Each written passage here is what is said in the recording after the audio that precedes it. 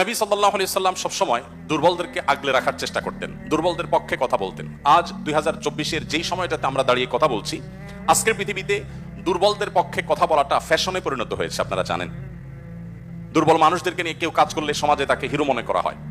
আজকের সমাজে দুর্বলদের নিয়ে কাজ করলে তাদেরকে নিয়ে মানুষ অনেক গর্ব করে। এটা গর্বের একটা ব্যাপার যে কেউ দুর্বলদেরকে নিয়ে কাজ করছে। আমরা সুন্নাহ ফাউন্ডেশন থেকে অসহায় দুস্থদের জন্য কাজ করছি।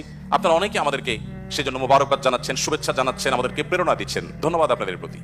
কিন্তু আমি যেটি বলতে চাচ্ছি যে আজ থেকে ঠিক ১৫০০ বছর আগের পৃথিবীতে যদি আমরা ফিরে যাই, তাহলে আমরা লক্ষ্য করলে দেখতে পাবো সেই পৃথিবীতে দুর্বলদের পক্ষে কথা বলাটা ফ্যাশন তো দূরের কথা, সবচেয়ে বড় চ্যালেঞ্জের বিষয় ছিল। আজকের এই অনুকূল পৃথিবীতে দাঁড়িয়ে আপনি দাস দাসের অধিকার, আপনি শ্রমিকের অধিকার, আপনি নারীর অধিকার, আপনি অন্য ধর্মাবলম্বী সংখ্যালঘুদের অধিকার নিয়ে কথা বলতে পারেন। এই কথা বলাটা অনেক নিরাপদ, অনেক ফ্লেক্সিবল পরিবেশ আপনি দেখেন। কিন্তু মুহাম্মদ সাল্লাল্লাহু আলাইহি সাল্লাম যখন দুর্বলদের পক্ষে কথা বলেছেন, তখন পৃথিবীতে দুর্বলদের পক্ষে কথা বলাটা সহজ কাজ ছিল না। এটা লাইফ রিস্কের ব্যাপার ছিল, কিন্তু সে কাজটা তিনি করেছেন। সম্মানিত উপস্থিতি, প্রিয় নবী সাল্লাল্লাহু আলাইহি সাল্লাম তিনি দুর্বলদের পক্ষে যে কথা বলেছেন, সেটা আজ আমরা অনেকে যে দুর্বলদের পক্ষে কথা বলি নানা পার্থিব উদ্দেশ্যে, তার সেই দুর্বলদের পক্ষাবলম্বনটা পার্থিব কোনো উদ্দেশ্যে ছিল না। আমরা অনেকে আজ দুর্বলদের পক্ষে কথা বলি কোন সংস্থার কোন প্রজেক্ট পাওয়ার জন্য। আমরা অনেকে দুর্বলদের পক্ষে কথা বলি কোন প্রজেক্ট পেয়েছি সেই টাকা হালাল করবার জন্য।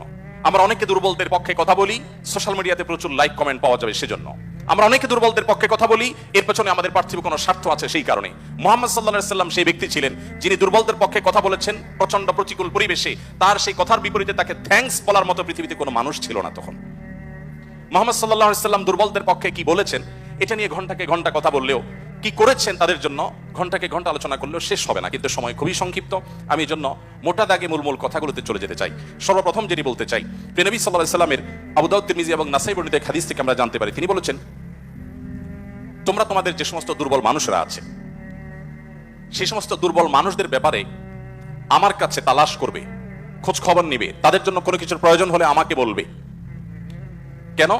কারণ তোমরা জানো যে তোমাদের আল্লাহ তাআলার তরফ থেকে যে রিজিক প্রাপ্ত হও, ফাইন্নামা তুরজাকুন ওয়া তুনসারুনা বিদুআফাইকুম, তোমাদের যারা দুর্বল আছেন সে দুর্বল এবং অসহায় মানুষগুলোর উসিলায়, তাদের কারণে আল্লাহ তাআলা তোমাদেরকে যুদ্ধ বিগ্রহে শত্রুর বিপক্ষে জয় দিয়ে থাকেন, সেগুলো তাদের কারণে দেন।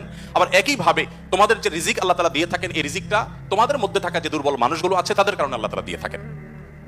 সম্মানিত উপস্থিতি, এই হাদিসের মাধ্যমে নবী সাল্লাল্লাহু আলাইহি সাল্লাম বোঝাতে চেয়েছেন তার আশেপাশে দুর্বল মানুষেরাই বেশি থাকে। আপনারা জানেন বেলাল, আম্মার, সোহেব, আরো যে সমস্ত সাহাবী ছিলেন, সালমান ফারসি রাদিয়াল্লাহু তাআলা আনহু সহ, এই সমস্ত অসহায় মানুষগুলো একাধারে বহিরাগত, বাহির থেকে আসা। আরবের মানুষরা বাহিরের মানুষদেরকে মানুষ মনে করতে কুণ্ঠাবোধ করে অনেকে, বা বেশিরভাগ। সেই সময়ের বাস্তবতা ছিল অনেকটা সেরকম। নবী করিম সাল্লাল্লাহু আলাইহি সাল্লাম সেই পরিস্থিতিতে বাহির থেকে আসা সালমান ফারসি শুধু তার পরামর্শে গোটা মদিনার চতুর্পাশে পরীক্ষা খনন করার সেই কষ্টসাধ্য কাজ শুরু করে দিয়েছিলেন। তিনি বেলাল রাদিয়াল্লাহু তাআলা আনহুর মতো একজন নিগ্রো, ইথিওপিয়ান এবং বাহির থেকে আসা কৃতদাস ছিলেন, সেই মানুষটিকে নবী সাল্লাল্লাহু আলাইহি সাল্লাম মুয়াজ্জিন বানিয়েছেন। আজ আমাদের সমাজে মুয়াজ্জিন মানে খুব সাদামাটা একটা পদ, তখন মুয়াজ্জিন ছিলেন নবী করিম সাল্লাল্লাহু আলাইহি সাল্লামের পর সবচেয়ে মসজিদের মধ্যে থাকা সম্মানজনক পদ। নবী করিম সাল্লাল্লাহু আলাইহি সাল্লাম এভাবে দুর্বল সাহাবীদেরকে যে আগলে রাখতেন, দুর্বল সাহাবীদের মধ্যে তিনি থাকতেন এমন ভাবে যে আজ নেতারা যদি অন্যদের সাথে চলে, নেতা কে এটা পরিচয় দেওয়ার প্রয়োজন হয় না। কোন পাওয়ারফুল ব্যক্তি, কোন নেতা, তিনি যদি তার অনুসারীদেরকে সাথে নিয়ে অনুসারীদের বেষ্টিত হয়ে হাঁটেন, তো তাকে চেনার জন্য কারো জিজ্ঞেস করতে হবে না। আমাদের প্রিয় নবী সাল্লাল্লাহু আলাইহি সাল্লাম তিনি যখন সাহাবীদের মধ্যে বসা থাকতেন, তখন বাহির থেকে আসা মানুষরা জিজ্ঞেস করতে হতো, মান ফিকুম মুহাম্মদ, তোমাদের মধ্যে মুহাম্মদ লোকটা কে?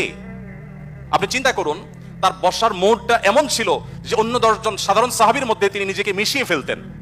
তার মধ্যে কোনো অহংকার ছিল না, এমন ভাবে দুর্বলদের সাথে নিজেকে মিশিয়ে ফেলতেন যে বাহির থেকে আসা মানুষ তার অ্যাটিটিউড দেখে, তার বডি ল্যাঙ্গুয়েজ দেখে চেনার কোনো উপায় ছিল না যে মুহাম্মদ নেতা লোকটি কে, সাল্লাল্লাহু আলাইহি ওয়াসাল্লাম। সম্মানিত উপস্থিতি, ঠিক একইভাবে আমরা জানি নবী করিম সাল্লাল্লাহু আলাইহি সাল্লাম কারা জান্নাতবাসী, জান্নাতি লোকদের মার্কা কি, সেটা বলতে গিয়ে বলেছেন যে আলা আখবিরুকুম বিআহলিল জান্নাহ, তোমাদেরকে কি আমি বলে দিব না যে তোমাদের মধ্যে বিচরণকারী মানুষদের মধ্যে কারা কারা জান্নাতি। জান্নাতি হিসাবে তোমরা কাদেরকে সুধারণা করতে পারো, তাদের আলামত কি, যে আলামত দেখে তুমি অনুমান করবে, আন্দাজ করবে লোকটা জান্নাতি। নবী করিম সাল্লাল্লাহু আলাইহি ওয়াসাল্লামের পর নিজে জবাব দিয়ে বলেছেন, কুল্লু দাঈফিন মুতাদাঈফ, যে সমস্ত মানুষগুলো দুর্বল, বিনয়ী, নিরীহ, এই মানুষগুলো জান্নাতি। অর্থাৎ যদি তাদের ঈমান অন্য সব বিষয়গুলো ঠিকঠাক থাকে, পাশাপাশি তিনি যদি নিরীহ গোছের হন, বিনয়ী হন, বিনম্র হন, তিনি যদি খুব বেশি অহংকারী, অনেক বেশি রূঢ় স্বভাবের না হন, তাহলে এই মানুষগুলো জান্নাতি হওয়ার এটি একটি বড় লক্ষণ। এখানে নবী করিম সাল্লাল্লাহু আলাইহি ওয়াসাল্লাম দুর্বলতাকে জান্নাতি হওয়ার, নবী সাল্লাল্লাহু আলাইহি ওয়াসাল্লাম দুর্বলতাকে বা বিনয়কে জান্নাতি হওয়ার লক্ষণ হিসেবে উল্লেখ করেছেন। এখান থেকে বোঝা যায় দুর্বলদের অবস্থান তার কাছে কেমন ছিল।